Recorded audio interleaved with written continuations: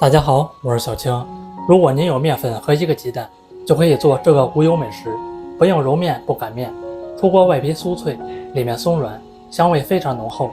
食谱教程非常详细，一起来看看我是怎么做的吧。大碗里加入150克面粉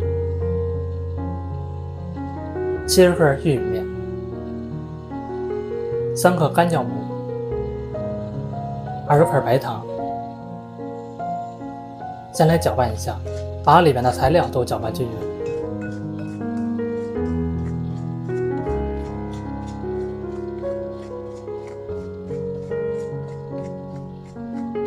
再打入1个鸡蛋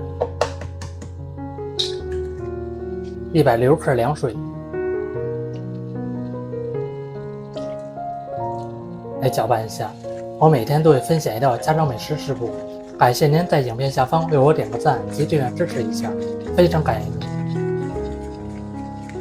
一直搅拌到稍微浓稠点的面糊就行，盖上盖子想法准备大。现在已经醒发好了，里面全是蜂窝气糊，来搅拌一下排气。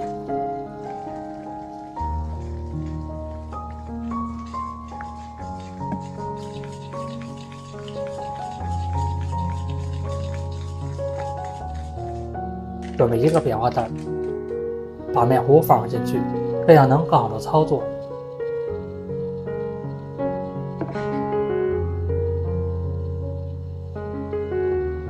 不用放油，在起雾锅里摊开成一个小饼。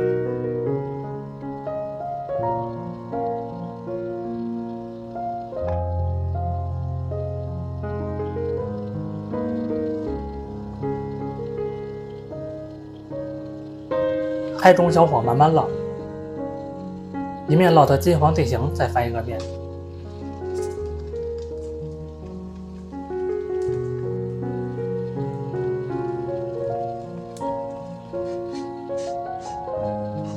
中途勤翻2次面，大概需要3分钟左右，把两面都烙到焦黄色就可以了。